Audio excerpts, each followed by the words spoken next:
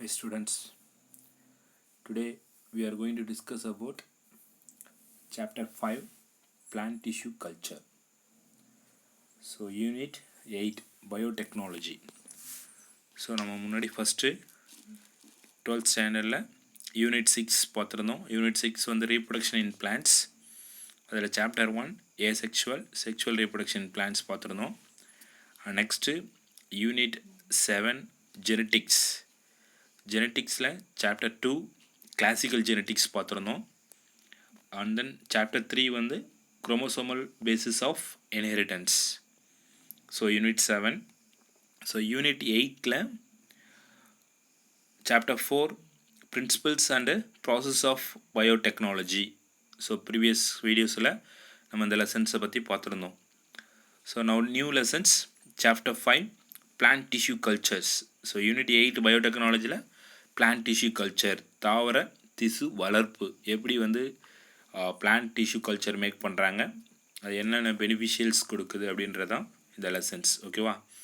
So plant tissue culture so major chapter in this lesson you will learning about basic concept in plant tissue culture. ஓகேவா? Plant tissue culture. So இப்போ அதில் இருக்கக்கூடியது milestone வந்து இது old syllabus book அது. So milestone உங்களுக்கு கிடையாது. Only basic concept in tissue culture. ஓகேவா? Basic concept in plant tissue cultures. Next concept next plant tissue culture techniques and types. So ஓட டெக்னிக்ஸ் இருக்குது, அதனுடைய டைப்ஸ் என்னென்ன அப்படின்றத பார்க்க போகிறோம். Plant regeneration pathway. ஓகேவா? Plant regeneration pathway that is transgenic plants. So அது எப்படி வந்து மேக் பண்ணுறாங்க அப்படின்றத பார்க்க போகிறோம். Next application of plant tissue cultures. So இப்போ வந்து பிளான்ட் டிஷ்யூ கல்ச்சருடைய பயன்பாடுகள் என்னென்ன இருக்குது அப்படின்றத டிஸ்கஸ் பண்ண போகிறோம்.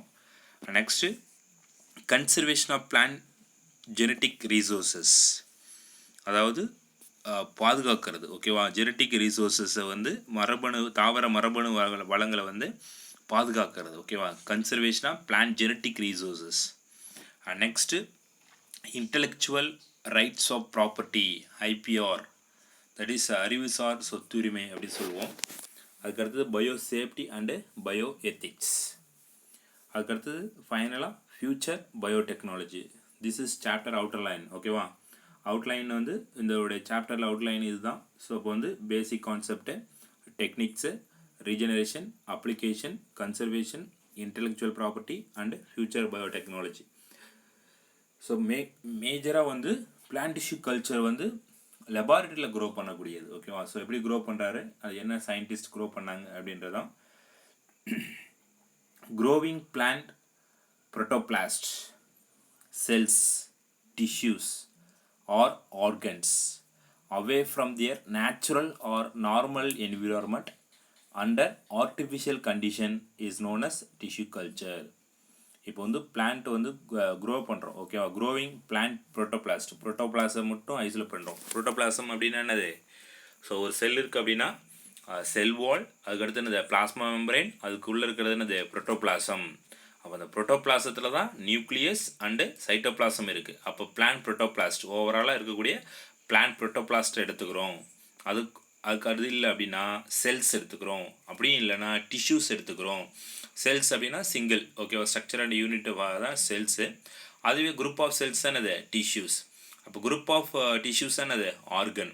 ஸோ இது எல்லாமே எடுத்து away from their natural or normal environment, நேச்சுரலாக க்ரோ ஆகாமல் இல்லை நார்மல் என்விரான்மெண்ட்டில் க்ரோ ஆகாமல் நம்மளுடைய கண்டிஷன்ஸ் அண்டர் ஆர்டிஃபிஷியல் கண்டிஷன்ஸ். ஓகேவா? செயற்கையாக உருவாக்கக்கூடியது artificial condition is known as tissue culture. Plant எடுத்து அது வந்து நேச்சுரலாக இல்லாமல் நம்ம செயற்கையாக உருவாக்கக்கூடியதான் இந்த பிளான்ட் டிஷ்யூ கல்ச்சர் சொல்லுவோம்.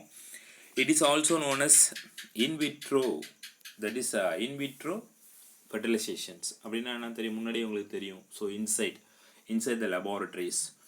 So in vitro is a Latin word. It means that in glass or in test tubes. கிளாஸுக்குள்ளே வளர்றது, கண்ணாடி குடுவைக்குள்ளே இருக்கலாம், இல்லை டெஸ்ட் டியூப்ஸ்குள்ளே வளர்க்கலாம். ஸோ இப்போ இதுதான் in vitro methods.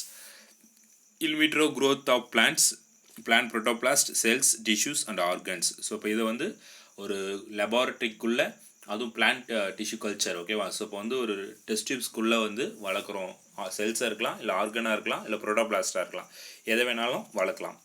A single explant can be multiplied into several thousands plants in short time period and space under controlled conditions ஓகேவா. So இப்போ வந்து ஒரு எக்ஸ்பிளான்ட் அப்படின்னா ஒரு நார்மல் பிளான்ட் ஒரு ஒரிஜினல் பேரண்ட் பிளான்ட் வச்சுப்போம், அதுதான் எக்ஸ்பிளான்ட். ஸோ அதிலிருந்து ஒரே ஒரு செல் ஐசோலேட் பண்ணுறோம். அந்த single explant can be multiply. ஒரு செல்லை ஐசோலேட் பண்ணி அதனால் தௌசண்ட்ஸ் ஆஃப் பிளான்ட்ஸ் வரைக்கும் ஒரு குறிப்பிட்ட கால இடைவெளியிலே என்ன பண்ணலாம், தௌசண்ட்ஸ் ஆஃப் பிளான்ட்ஸ் வந்து மேக் பண்ணலாம். அதுவும் கண்ட்ரோல் கண்டிஷன்ஸ் ஓகேவா. ஸோ நாட் மோர் அட்மாஸ்பெரிக்லையோ என்வரான்மெண்டல் கண்டிஷன் கிடையாது. So in vitro laboratory methods utilise பண்ணி பிளான்ட் டிஷ்யூ கல்ச்சரை மேக் பண்ணலாம். The tissue culture techniques are often used for commercial production of plants as well as plant research ஓகேவா. So இது ஏன் மெயினாக வந்து அதான் வந்து பயோடெக்னாலஜி இந்த பிளான்ட் டிஷ்யூ கல்ச்சர் யூஸ் பண்ணுறாங்க அப்படின்னா, வணிக நோக்கில் வந்து தாவரத்தை உற்பத்தி ஓகேவா. வணிக நோக்குனா நம்மளுடைய எக்கனாமிக் லெவல் இம்ப்ரூவ் பண்ணுறதுக்கு எப்படி பண்ணலாம், அது மாதிரி வந்து இப்போ வந்து பிளான்ட் டிஷ்யூ கல்ச்சர் மூலமா ஃப்ளார்ஸ் வந்து நம்மளுக்கு கிடைக்கிது அப்படின்னா அந்த ஃப்ளார்ஸ் வந்து பிக் சைஸாக மாற்றலாம். அது மாதிரி சீட்ஸ் வந்து கிடைக்கிது அப்படின்னா சீட்ஸ் வந்து நிறைய ஈல்டு கிடைக்கலாம், ஈல்டுக்கு வைக்கலாம். அதுக்கடுத்தது லார்ஜ் சைஸ் பண்ணலாம். ஸோ அந்த மாதிரி வந்து கமர்ஷியல் ப்ரொடக்ஷன்ஸ் ஓகேவா, வணிக ரீதியாக அந்த பிளான்ட்டை மாற்றலாம். அது மட்டும் இல்லாமல் ரிசர்ச் ஓகேவா, பிளான்ட் ரிசர்ச் ஆராய்ச்சிக்கும் இந்த பிளான்ட் டிஷ்யூ கல்ச்சர் வந்து பயன்படுது. So plant tissue culture serves an indispensable ஓகேவா tool for regeneration of transgenic plants. Indispensable ஓகேவா. இது என்னன்னா இது வந்து ஒரு தவிர்க்க முடியாத டூல்ஸாக வந்து யூஸ் பண்ணுறாங்க இந்த பிளான்ட் டிஷ்யூ கல்ச்சரை. அதுவும் டிரான்ஜெனிக் பிளான்ட்ஸில் மாடிஃபை பண்ணக்கூடிய பிளான்ட்ஸில் ஒரு தவிர்க்க முடியாத டூல்ஸாக வந்து யூஸ் பண்ணுறது தான் இந்த plant tissue culture. Apart from this, some of the main application of plant tissue culture are clonal propagation of allied varieties, conservation of endangered plants, the production of virus-free plants, germplasm preservations, and industrial production of secondary metabolites, etc. ஓகேவா. So இப்போ இது மெயினாக என்ன பண்ணுறாங்க அப்படின்னா, சில முக்கியம் அதாவது ஒரு அரிய தாவரத்தை வந்து ஒரு ரேர் ஸ்பீஷீஸாக இருக்குது, அதை வந்து நல்லா இன்க்ரீஸ் பண்ணலாம் ஓகேவா. அது மட்டும் இல்லாமல் பாதுகாக்கிறது ஓகேவா. அதுக்கடுத்து என்னது பாதுகாப்பு. So propagation of elite varieties ஓகேவா, அரிய தாவரத்தை உண்டு பண்ணுறது. அதுக்கடுத்தது conservation of endangered plants. So இப்போ வந்து அழியக்கூடிய விளிம்பில் இருக்கக்கூடிய பிளான்ட்டை வந்து பாதுகாக்கிறதுக்கும், அதுக்கு production of virus free plants ஓகேவா, வைரஸ் அஃபெக்ட் ஆகாமல் உருவாக்குறதுக்கும். அது மட்டும் இல்லாமல் ஜெர்ம் பிளாசம் ப்ரிசர்வேஷன்ஸ் ஓகேவா, அது ஒரு பாதுகாக்கிறது ஓகேவா. ஜெர்ம் பிளாசம் அப்படின்னா ஜெர்மினல். ஸோ இப்போ வந்து ஜெனட்டிக்ஸ் பேஸ் பண்ணி இருக்கக்கூடியது, மரபணு பேஸ் பண்ணி இருக்கக்கூடியது, அதை வந்து நம்ம பாதுகாக்கிறோம். அதுவும் இல்லாமல் செகண்டரி மெட்டபாலிட்ஸ் ஓகேவா, industrial production of secondary metabolites, அதாவது தொழிற்சாலைகளை இரண்டாம் நிலை வளர்ச்சிதை மாற்ற பொருளை வந்து உற்பத்தி செய்கிறதுக்கு இந்த பிளான்ட் டிஷ்யூ கல்ச்சரை மேக் பண்ணுறோம் ஓகேவா. In this chapter let us discuss the history, techniques, types, application of plant tissue culture and get aware on ethical issues ஓகேவா. ஸோ இப்போ வந்து நம்ம வந்து இந்த லெசன்ஸில் என்னென்னா யார் வந்து கண்டுபிடிச்சது, அவருடைய ஹிஸ்ட்ரி என்ன ஓகேவா, அதுக்கப்புறம் அந்த டெக்னாலஜி என்ன டெக்னிக்ஸ் தொழில்நுட்பத்தை என்ன யூஸ் பண்ணுறோம், அதனுடைய டைப் என்ன, அதனுடைய இம்பார்ட்டன்ஸ் அதனுடைய பயன்பாடு என்ன ஓகேவா. ஸோ அதுக்கு அடுத்தது அதனுடைய அறநெறியெலாம் எப்படி வந்து விழிப்புணர்வு ஏற்படுத்துறது அப்படின்றது தான் நம்ம பார்க்க போகிறோம் ஓகேவா. இதுதான் இந்த சாப்டரில் டிஸ்கஸ் பண்ண போகிறோம். அதில் first one history. So first one யார் அப்படின்னா காட்லிப் ஹேபர்லேண்ட் ஓகேவா. Haberlandt the German botanist propose the concept of totipotency. அப்போ வந்து ஜெர்மனி நாட்டு தாவரவியலர் ஓகேவா. அது வந்து யார் அப்படின்னா காட்லிப் ஹேபர்லேண்ட் 1902 டோட்டிபொட்டன்சி அப்படின்னா என்னது, இன்ஹெரிட்டன்ட் பொட்டன்ஷியல் ஆஃப் கேரக்டர்ஸ். அந்த ஒரு செல்லை எடுத்தோம் அப்படின்னா அந்த செல்லை வச்சு ஒரு பிளான்ட்டையே உருவாக்கலாம், ஒரு முழு பிளான்ட்டாக என்டையர் பிளான்ட்டாக உருவாக்கலாம். அப்போ அதுக்கான கேப்பபிள் இருக்குது அப்படின்னா அதுதான் அது totipotency. And he was also the first person to culture plant cells in artificial condition using the mesophyll cells of Lamium purpureum. Lamium purpureum in culture medium and obtain cell proliferations. ஓகேவா? So இப்போ வந்து first Haberlandt என்ன பண்ணார் அப்படின்னா culture plant வந்து make பண்ணுறாரு. அதுவும் என்னென்னா ஆர்டிஃபிஷியல் கண்டிஷனில். ஸோ நார்மல் என்வாரன்மெண்டல் கண்டிஷன்ஸ் கிடையாது, ஆர்டிஃபிஷியல்ஸாக வந்து மேக் பண்ணுறாரு. யூஸிங் என்ன செல்ஸ் எடுத்திருக்காரு அப்படின்னா மிசோஃபில்ஸ் செல்ஸ் எடுத்திருக்காரு. இப்போ நார்மலாக வந்து கேமெட் செல்ஸ் யூஸ் பண்ணி க்ரோ பண்ணலாம். பட் ஆனால் என்ன எடுத்திருக்காரு அப்படின்னா மிசோஃபில் செல்ஸ். மிசோஃபில் செல்ஸ் எங்கே இருக்கும்? So upper epidermis and lower epidermis. Epidermis between the cells present in between present cells is called mesophyll cells. Upper எபிடர்மிஸுக்கும் லோயர் எபிடர்மிஸுக்கும் நடுவில் இருக்கக்கூடியதான அது மிசோஃபில் டிஷ்யூஸ் அப்படின்னு சொல்லுவோம். அப்போ அந்த மிசோஃபில் செல்ஸ்லேருந்து அதுவும் என்ன ஸ்பீஷீஸ் அப்படின்னா லாமியம் பர்பியூரம். ஓகேவா? லாமியம் பர்பியூரம் கல்ச்சர் மீடியம் அதுலேருந்து எடுத்து அந்த இதை வந்து உருவாக்குறாரு. ஓகேவா? செயற்கையான சூழ்நிலையில் அவர் வந்து மேக் பண்ணியிருக்காரு. செல்லை வந்து வளர்ச்சி அடை செய்கிறாரு. So he is recorded as the father of tissue culture. ஓகேவா? ஸோ அது ஃபஸ்ட்டு கண்டுபிடிச்சி அவர் உருவாக்குனதால தான் ஃபாதர் ஆஃப் டிஷ்யூ கல்ச்சர் யார் அப்படின்னா ஹேபர்லேண்ட். ஓகேவா? Gottlieb Haberlandt 1902 the Germany botanist. ஓகேவா? ஸோ அவர் தான் வந்து இதை இன்ட்ரடியூஸ் பண்ணார். ஓகேவா? இதுதான் வந்து ஹிஸ்ட்ரி. ஸோ பிளான்ட் டிஷ்யூ கல்ச்சர்ஸுடைய ஹிஸ்ட்ரிஸ். அதுக்கு அடுத்தது டெக்னிக்ஸ். ஸோ இப்போ இதெல்லாம் milestone. So milestone உங்களுக்கு இல்லை. So basic concept of tissue cultures என்னென்ன கான்செப்ட்ஸ் இருக்குது, அப்போ வந்து ஒரு இம்பார்ட்டன்ட் திங்ஸ் இருக்கணும். ஸோ அது இல்லாமல் வந்து க்ரோ பண்ண முடியாது. ஸோ வந்து ஒரு அனிமல் அப்படின்னா பாடி செல்ஸ் எடுத்து ஒரு நியூ என்டையர் ஆர்கானிசம் என்டையர் அனிமலை உருவாக்க முடியுமானா முடியாது. அதே வந்து பிளான்ட்டை வந்து பாடி செல்ஸ் எடுத்து உருவாக்கலாம். அப்போ அதுதான் என்னது totipotency nature. So any one plant, இப்போ ஃபார் எக்ஸாம்பிள் ஒரு பாதாம் ட்ரீ இருக்குது, ஒரு நீம் ட்ரீ இருக்குது, ஏதாவது ஒரு ட்ரீ இருக்குது. ஸோ அதுலேருந்து ரூட்டோ ஸ்டெம்மோ லீஃபோ ஏதாவது ஒரு பகுதியிலேருந்து ஒரே ஒரு செல்லை மட்டும் ஐசோலேட் பண்ணி அந்த செல் என்டையர் பிளான்ட் ஒரு நியூ பிளான்ட்டாக உருவாக்கலாம். அதுதான் வந்து டிஷ்யூ கல்ச்சர் சொல்கிறோம். அதனுடைய கான்செப்ட்ஸ் என்னென்ன இருக்குது அப்படின்னா இந்த basic concept of plant tissue culture are totipotency. First ஒன்று டோட்டிபொட்டன்சி, செகண்ட் ஒன் அது differentiation, third one dedifferentiation, fourth one redifferentiation. So வந்து ஃபஸ்ட்டு டோட்டிபொட்டன்சின்னு என்னது அதோடைய இன்ஹெரிட்டன்ஸ் பொட்டன்ஷியல் ஆஃப் கேரக்டர்ஸ். அப்போ அதனுடைய முழு திறன் அதில் இருக்குது. அந்த ஒரு செல்ஸில் அந்த பிளான்ட்டோடைய என்டையர் ஜீன்ஸ் எல்லாமே அதில் இருக்குது. ஸோ அது மூலயமா அந்த பிளான்ட் அழகாக க்ரோ ஆகுது.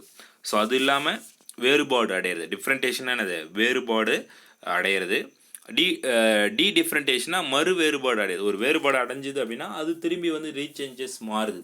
அதுக்கடுத்து ரீடிஃப்ரெண்டேஷன். டி வேறு ரீ வேறு. அப்போ ரீடிஃப்ரெண்டேஷன் அப்படின்னா அந்த வேறுபாடு அடைஞ்சதுன்னா ஆகிடுது இழந்துடுது. ஸோ அதான் redifferentiations. One totipotency and another one differentiation, another one dedifferentiation, redifferentiations. So இந்த பேசிக்கில் தான் இந்த செல்ஸ் வந்து நம்ம க்ரோ பண்ண போகிறோம். ஸோ அப்போ ஒரு செல்ஸ் ஐசோலேட் பண்ணி அந்த பிளான்ட்டை வந்து க்ரோ பிளான்ட் டிஷ்யூ கல்ச்சர் மெத்தடில் க்ரோ பண்ணுறது தான் இது பேசிக் கான்செப்ட். ஓகேவா? ஸோ இதை வந்து டீட்டெயிலாக நம்ம பார்க்கணும், டைம் இருக்காது இப்போ. ஸோ அந்த இது வந்து டோட்டிபொட்டன்சி டிஃப்ரெண்டேஷன் அதை வந்து ஆர்டராக பார்த்தா தான் அதனுடைய நல்லா வந்து அண்டர்ஸ்டாண்ட் ஆகும். ஸோ பேசிக் கான்செப்டை மட்டும் ஞாபகம் வச்சுங்க. One totipotency and another one அது differentiation, third one dedifferentiation, fourth one redifferentiations. So இப்போ வந்து பிளான்ட் டிஷ்யூ கல்ச்சர்ஸில் அதுக்கடுத்து டெக்னிக்ஸ் என்னென்ன டெக்னிக்ஸ் யூஸ் பண்ணுறாங்க, அது பிளான்ட் டிஷ்யூ கல்ச்சர்னால் என்ன, லெபார்ட்டரியில் என்னென்ன ஃபெசிலிட்டிஸ் தேவை, அதுக்கடுத்தது அதனுடைய டெக்னிக்ஸ் என்ன, ஸ்டெரிலைசேஷன் எப்படி வந்து மீடியா வந்து ப்ரிப்பேர் பண்ணுறது, அந்த மீடியா வந்து எப்படி ஸ்டெரிலைஸாக வச்சுருக்கிறது, அதில் என்ன ஆட் பண்ணலாம், அதில் வந்து திருப்பி என்ன இன்குபேஷன் எப்படி வைக்கணும், அதனுடைய இன்குபேஷன் பீரியட்ஸ் எப்படி இருக்கணும், எப்படி வந்து டெவலப் ஆகுது, அதில் என்ன ஹார்மோன்ஸ் அப்ளை பண்ணணும் அப்படின்றதுலாம் அதனுடைய ப்ரிப்ரேஷன்ஸ். ஓகேவா?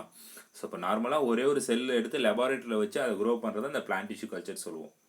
இப்போ வந்து லெபார்ட்டரிஸில் என்ன கொடுத்துருக்காங்க, ஒரு பாட்டில் என்ன இருக்குது, எல்லாமே பிளான்ட்ஸ் தான், எல்லாமே லெபார்ட்டரியில் க்ரோ ஆகக்கூடிய பிளான்ட்டு. ஸோ இப்போ வந்து டோட்டிபொட்டன்சி நம்ம முன்னாடியே பார்த்துருக்கோம். ஓகேவா?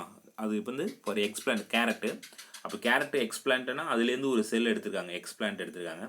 அதை மீடியாவில் அப்ளை பண்ணுறோம். Explant into the nutrient medium. Nutrient மீடியத்தில் வச்ச உடனே அந்த இது வந்து கேலஸாக மாறுது. அப்போ கேலஸ் என்னது அன்டிஃப்ரெண்டட் மாஸ் ஆஃப் செல்ஸ். ஒரு குரூப்பாக நிறையா இருக்கும், அது அன்டிஃப்ரெண்டடாக இருக்கும். இது not is simple tissue, complex tissue, xylem phloem அந்த மாதிரி இல்லாமல் அந்த கேலஸாக இருக்குது. அந்த கேலஸ்லேருந்து என்னது இயர்லி எம்ப்ரியோ ஃபார்ம் ஆகுது. இயர்லி எம்ப்ரியோனா shoot system, root system form ஆக ஆரம்பிச்சிடும். அதுக்கடுத்து லேட் எம்ப்ரியோ. ஸோ அப்போ வந்து எம்ப்ரியோ என்ன ஆகுது, டெவலப் ஆகிடுது. அப்போ டெவலப் ஆகிட்டு ரூட்டும் ஷூட்டும் ஃபார்ம் ஆனோடனே அதுனா இது பிளான்ட்லெட்டாக மாறுது. அப்போ பிளான்ட்லெட்ஸ் வந்து நிறைய பிளான்ட்லெட்ஸ் வந்து ஃபார்ம் ஆகும். ஏன் அப்படின்னா நிறைய பிளான்ட்னது சிங்கிளாக இருக்கக்கூடியது, பிளான்ட்லெட்ஸ் அப்படின்னா நிறைய இருக்கக்கூடியது, பிளான்ட்லெட்ஸ் ஃபார்ம் ஆகுது. இதுதான் வந்து டோட்டிபோட்டன்சி. இப்போ கேரட்லேருந்து ஒரே ஒரு செல்லு தான் ஐசோலேட் பண்ணிருக்காங்க, திரும்பி நியூ கேரட்டை வந்து ஃபார்ம் பண்ணி விடலாம். ஸோ அப்போ அந்த மாதிரி பேசிக்கில் வர்றது தான் இந்த பிளான்ட் டிஷ்யூ கல்ச்சரில் டோட்டிபோட்டன்சி. அதனுடைய பேசிக் கான்செப்ட் நம்ம நெக்ஸ்ட் வீடியோஸில் பார்க்கலாம். ஓகேவா? So just only for the ஹேபர்லேண்ட்னுடைய இன்ட்ரொடக்ஷன்ஸ் மட்டும் எழுதி காட்டுங்க. ஹேபர்லேண்ட்டு என்ன, அவர் வந்து என்ன ஸ்பீஷீஸ் ஐசோலேட் பண்ணி எப்படி வந்து ப்ரிப்பேர் பண்ணார். ஓகேவா? மீதி எல்லாமே காமன் திங்ஸ் தான். ஸோ வந்து பிளான்ட் டிஷ்யூ கல்ச்சர்னால் என்ன, அது வந்து growing plant protoplast cells tissues or organs away from the natural or environmental normal environment under artificial condition is known as tissue culture. Tissue culture எழுதிட்டு அதுக்கப்புறம் இந்த ஹேபர்லேண்டனுடைய தேரி மட்டும் எழுதுங்க. Okay student, thank you.